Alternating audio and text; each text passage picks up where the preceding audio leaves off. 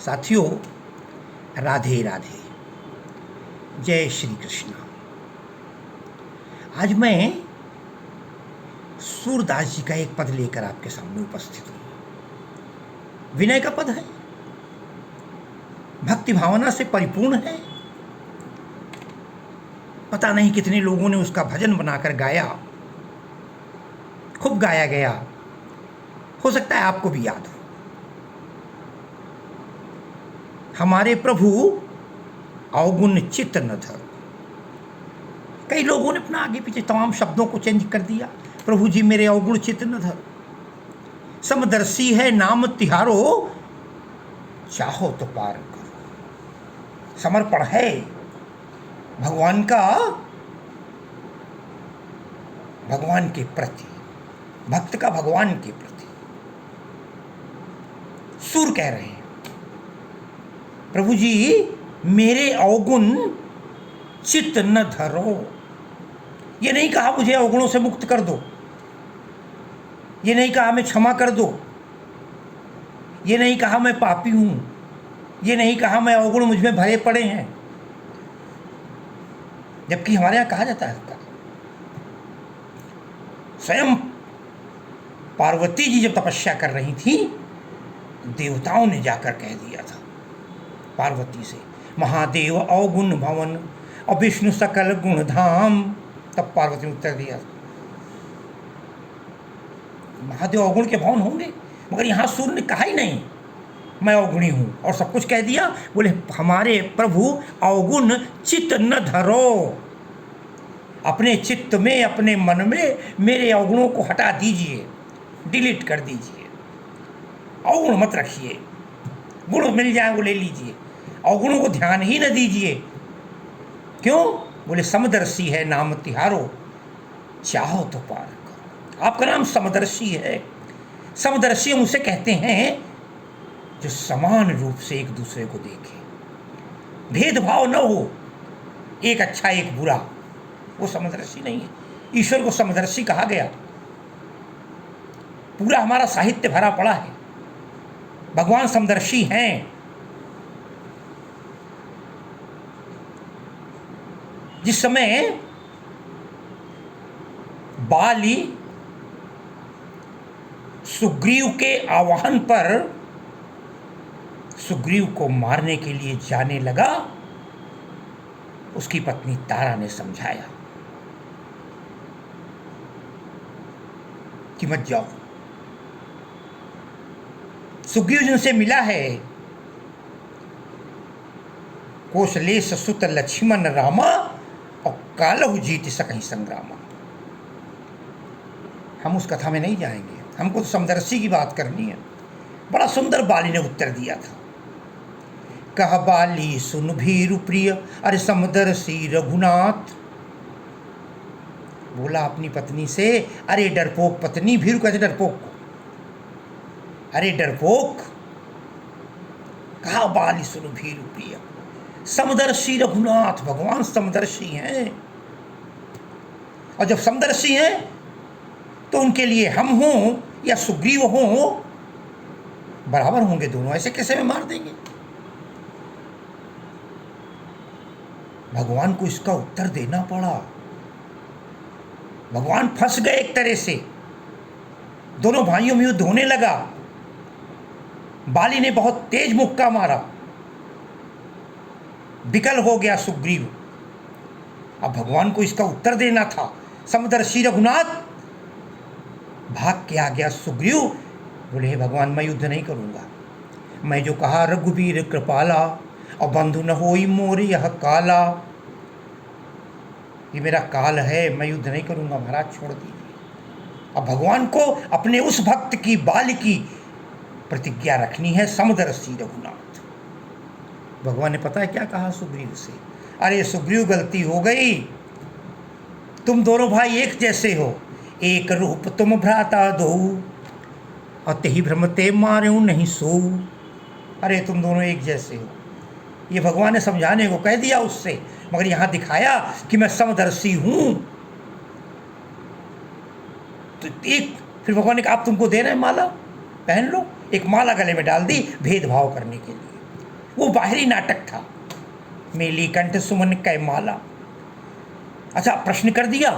इतना ही नहीं, जब गिर पड़ता है बाली, भगवान को सामने देखता है और कहता है, धर्म हेतु वो तरे हो गोसाई, और मारे मोहि व्याध की नाई, और मैं बैरी सुग्रीव प्यारा, अवगुण कवन नाथ मोहि मारा। आपके हिसाब तो न्यायाधीश थे, और न्यायाधीश के लिए निर्णय होना चाहिए था, एक का पक्ष कैसे। आज सूर कह रहे हैं, समदर्शी है नाम तिहारो, चाहो तो पार करो। हे भगवान, आप समदर्शी हैं, आप इस संसार रूपी सागर से मुझे पार कर दीजिए। उदाहरण देते हैं कि हे भगवान, खाली आप समदर्शी हैं, संसार के तमाम समदर्शी जड़ चेतन जो हैं उनकी चर्चा करते हैं। सूर कहते हैं, एक लोहा पूजा में राखत, और एक घर बधिक परो, एक लोहा पूजा में राखत। महाराज, हे भगवान, हे यदुनंदन दीनानाथ, एक लोहे की पूजा होती है, तलवार। हमारे यहाँ वीर लोग, क्षत्रिय लोग तलवार की पूजा करते थे, जो भी जिसके पास अस्त्र होते। अरे शनि के मंदिर में या शनि के दिन जिस समय शनि लोग तेल आदि डाल कर लाते हैं, उसमें लोहा डाल लेते हैं, उसकी पूजा होती है। एक लोहा पूजा में राखत, एक घर बधिक परो, और दूसरा वही लोहे की बनी हुई तलवार, गड़सा, हसिया या और कोई भी चीज, एक लोहा पूजा में राखत, एक घर बधिक परो। बधिक कहते कसाई को, बहेलिया। उसके घर में चाकू होती बड़ी, जिसे तमाम बकरों को काटता है, पशुओं को काटता है, पक्षियों को काटता है, मुर्गे काटता है। एक घर बधिक परो, लोहा दोनों एक हैं। वही एक लोहा मंदिर में रखा हुआ है, जिसकी पूजा हो रही है, तलवार के रूप में, शनि के रूप में, या अन्यत्र किसी भी रूप में। और दूसरा लोहा कसाई के घर में है, वो भी पूजा करता है, और उससे जानवरों को, पशु की वध करता है, बलि देता है।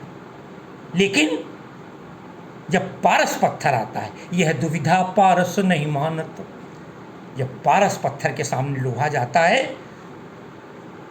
तब चाहे वो कसाई वाला लोहा हो या वो मंदिर वाला लोहा हो, पारस के स्पर्श करते ही क्या हो जाता है, वो स्वर्ण बन जाता है।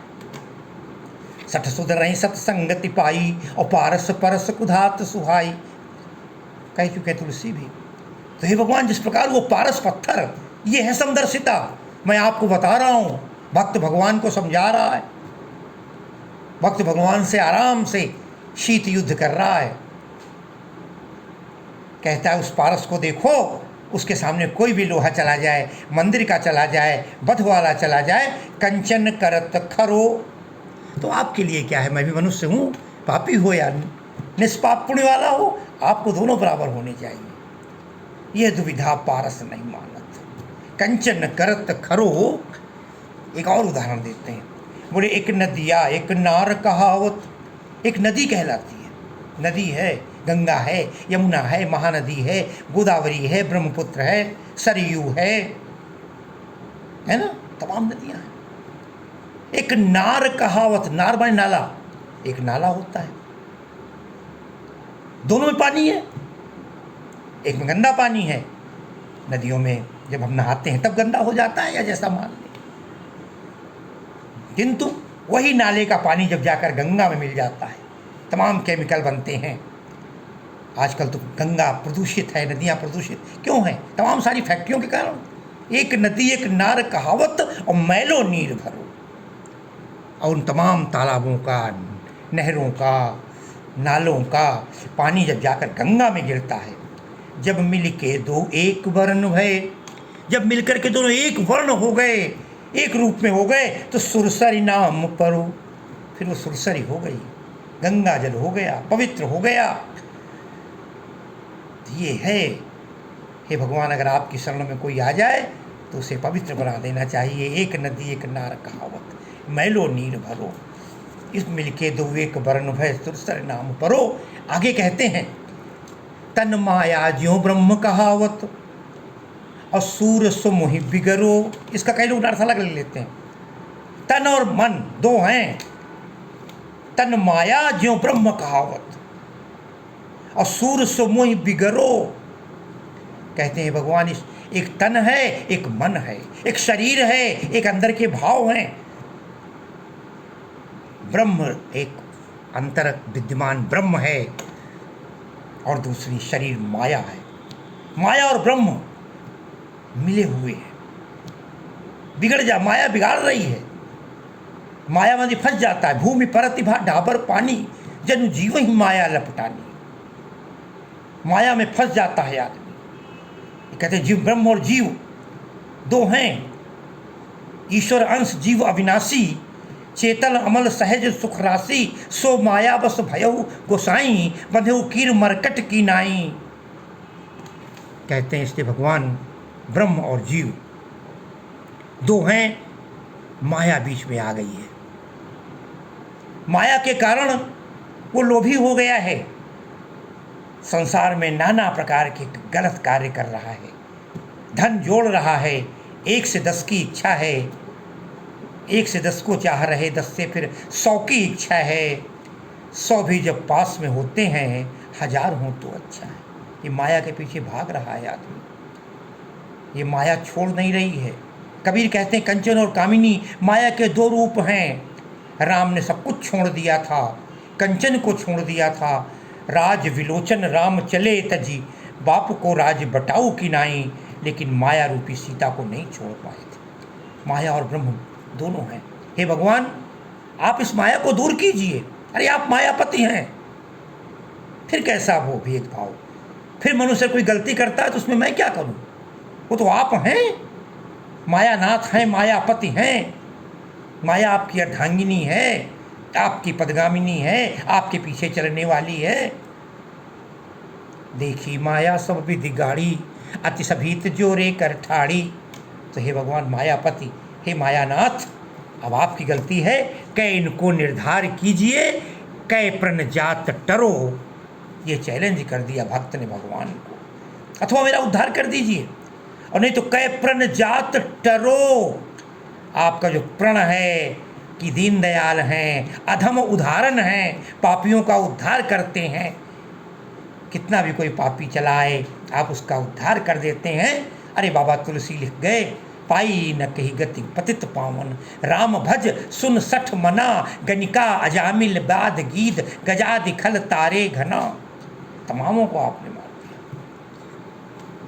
रसखान कहते हैं द्रौपदी और गणिका गजगीद, अजामिल सो कियो है सो ननिहारो। अरे गौतम गेहिनी कैसी तरी, प्रहलाद को कैसो हरे दुख भारो। काहे को सोच करे रसखान, कहा करी है रविनंद विचारो। रविनंद सूर्य के पुत्र यमराज, कहा करी है रविनंद विचारो। कौन सी संक परी है जो राखन चाखन हारो है माखन हारो। वो मक्खन चखने वाला ही हमारा। तो कहते हैं कै प्रण जात टरो, आज तुम्हारा प्रण आज ही देखना है। तुमने प्रण किया है, भक्तों को उद्धार करते हो, पापियों का उद्धार करते हो, और मुझसे बड़ा कौन? मौसम कौन कुटिल खल कामी, जिन तनु दियो ताही बसरायो। या तो फिर आज अपना प्रण टाल करने वाला, उद्धार करने वाले नाम प्रण से टल जाओ। और मुझे उम्मीद है कि रघुकुल रीति सदा चली आई, प्राण जाए पर वचन। भगवान आप अपने प्रण से विमुख नहीं होंगे। इसलिए मेरा निवेदन है, मेरा प्रार्थना है कि प्रभु मेरे अवगुण चित्त न धरो। मेरे अवगुणों को भुलाकर, अपने हृदय से निकाल कर, अपनी मेमोरी से डिलीट करके हमारा कल्याण करो।